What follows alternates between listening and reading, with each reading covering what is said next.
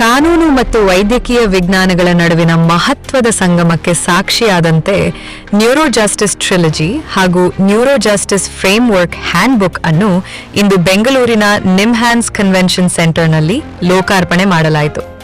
ಪ್ರಸಿದ್ಧ functional neurosurgeon doctor Sharan Srinivasan ಮತ್ತು neuro rehabilitation ತಜ್ಞೆ doctor ಪ್ರತಿಭಾ ಶರಣ್ ರಚಿಸಿರುವ ಈ ಕೃತಿಗಳು ರಸ್ತೆ ಅಪಘಾತ ಪ್ರಕರಣಗಳಲ್ಲಿ ನ್ಯೂರೋಲಾಜಿಕಲ್ ಅಂಗವೈಕಲ್ಯವನ್ನು ಮೌಲ್ಯಮಾಪನ ಮಾಡುವಲ್ಲಿ ಲಕ್ಷಣಾಧಾರಿತ ವಿಧಾನದಿಂದ ಕಾರ್ಯಾಧಾರಿತ ನ್ಯಾಯ ವ್ಯವಸ್ಥೆಗೆ ದಿಕ್ಕು ತೋರಿಸುತ್ತವೆ. ಪುಸ್ತಕಗಳನ್ನು ಭಾರತದ ಸುಪ್ರೀಂ ಕೋರ್ಟ್ ನ್ಯಾಯಮೂರ್ತಿ ಗೌರವಾನ್ವಿತ ನ್ಯಾಯಮೂರ್ತಿ ಅರವಿಂದ್ ಕುಮಾರ್ ಅವರು ಲೋಕಾರ್ಪಣೆ ಮಾಡಿದರು. ಕಾರ್ಯಕ್ರಮಕ್ಕೆ ಕರ್ನಾಟಕ ಸರ್ಕಾರದ ಆರೋಗ್ಯ ಮತ್ತು ಕುಟುಂಬ ಕಲ್ಯಾಣ ಸಚಿವರಾದ ದಿನೇಶ್ ಗುಂಡೂರಾವ್ ಅವರು ಅಧ್ಯಕ್ಷತೆ ವಹಿಸಿದ್ದರು. ಈ ವೇಳೆ ಸುಪ್ರೀಂ ಕೋರ್ಟ್ ಮಾಜಿ ನ್ಯಾಯಮೂರ್ತಿ RV ರವೀಂದ್ರನ್ ಅವರು ಉಪಸ್ಥಿತರಿದ್ದರು. ಕಾರ್ಯಕ್ರಮದಲ್ಲಿ ವಿಧಾನಸಭೆಯ ಉಪಸಭಾಪತಿ ರುದ್ರಪ್ಪ ಲಮಾಣಿ, ಬೆಂಗಳೂರು ಪೊಲೀಸ್ ಆಯುಕ್ತ ಸೀಮಂತ್ ಕುಮಾರ್ ಸಿಂಗ್, ಖ್ಯಾತ ನ್ಯೂರೋ ತಜ್ಞರು ಹಾಗೂ ಪದ್ಮಶ್ರೀ ಪುರಸ್ಕೃತ ಪ್ಯಾರಾಲಿಂಪಿಯನ್ KY ವೆಂಕಟೇಶ್ ಸೇರಿದಂತೆ ಹಲವರು ಭಾಗವಹಿಸಿದ್ದರು. ಈ ಸಂದರ್ಭದಲ್ಲಿ ಪರಿಚಯಿಸಲಾದ ನ್ಯೂರೋ ಜಸ್ಟಿಸ್ ಫ್ರೇಮ್ವರ್ಕ್ NJF ವಾರ್ಷಿಕ ನೂಲು ಕಾರ್ಯಾಧಾರಿತ ಅಂಗವೈಕಲ್ಯ ಮೌಲ್ಯಮಾಪನಕ್ಕೆ ದೇಶದ ಮೊದಲ ವೈಜ್ಞಾನಿಕ ಮಾದರಿಯಾಗಿದ್ದು, ನ್ಯಾಯಾಲಯಗಳಲ್ಲಿ ವೇಗವಾದ ಮತ್ತು ನ್ಯಾಯಸಮ್ಮತ ತೀರ್ಪುಗಳಿಗೆ ದಾರಿ ಮಾಡಿಕೊಡಲಿದೆ.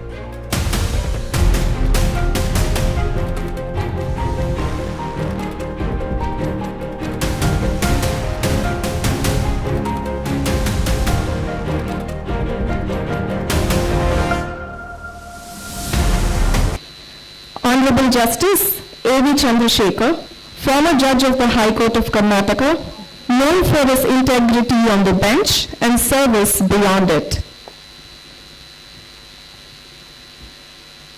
Thank you for being the pillar of today's program, sir.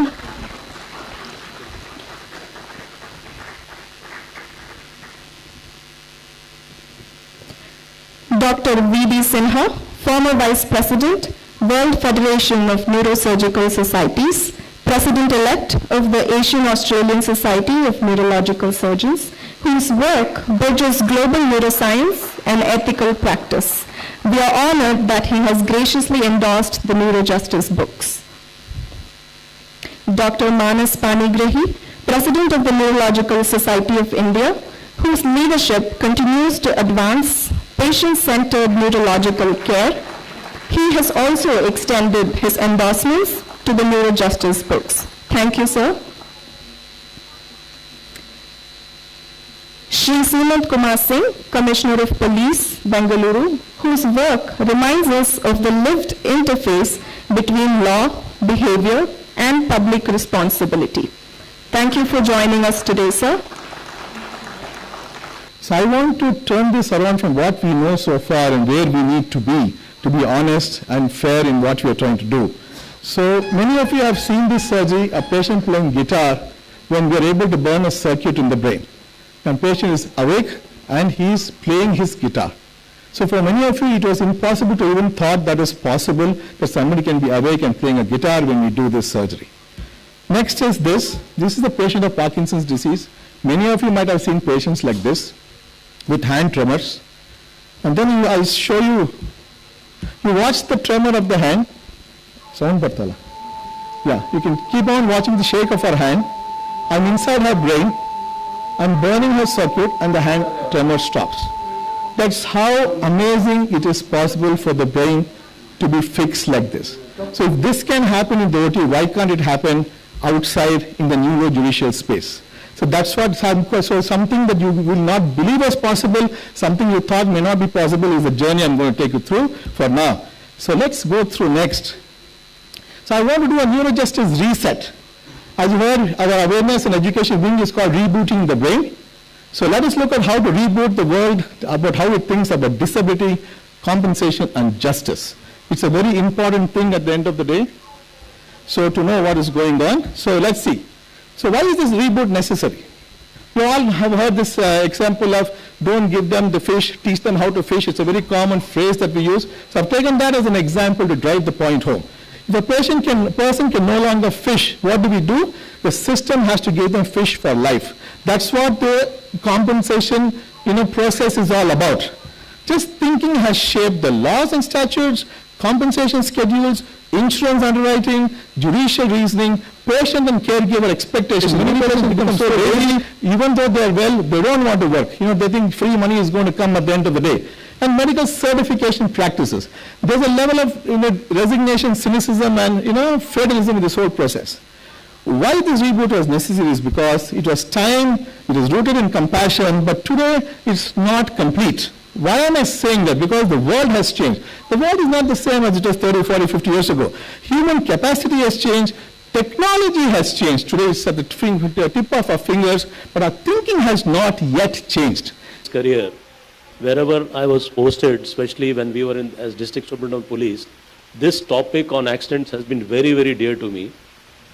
Because I don't want to clarify, but I have lost a very, very close person in my family in a road accident at a very young age when I was there. I don't want to specify that.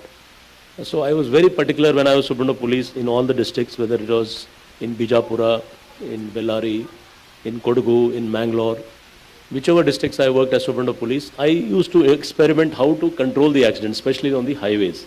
It's a very minor percentage of people who actually get into taking claims. Otherwise, they just tend to move on with their lives.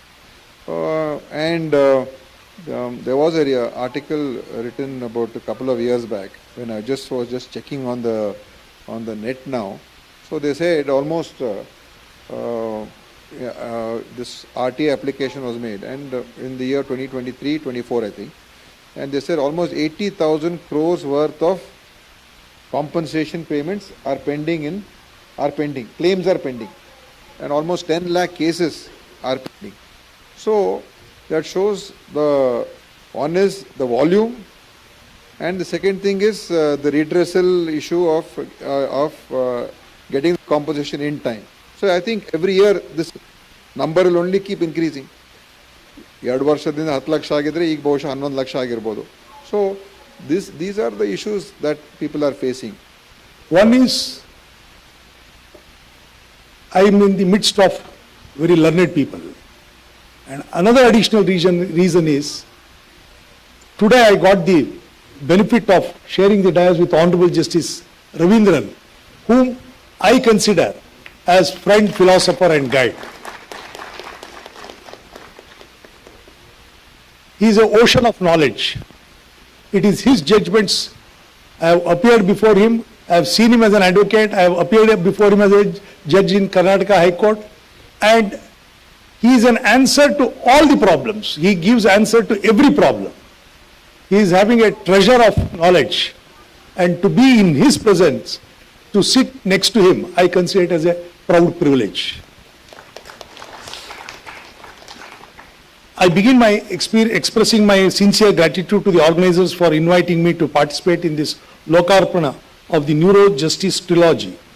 The choice of venue itself is significant. NIMHANS is not merely an institution of medical excellence. It is a space where science, service and compassion converge. To speak here on a subject that bridges law and neurosciences is both honor and responsibility.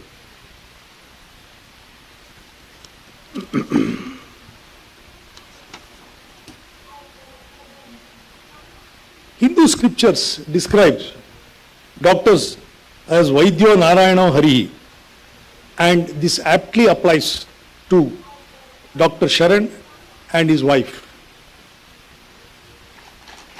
I would like to place on record my sincere appreciation for the couple whose sustained efforts have culminated in the Neuro Justice Trilogy book. This work reflects not only the academic diligence but a clear understanding of the needs of justice delivery system.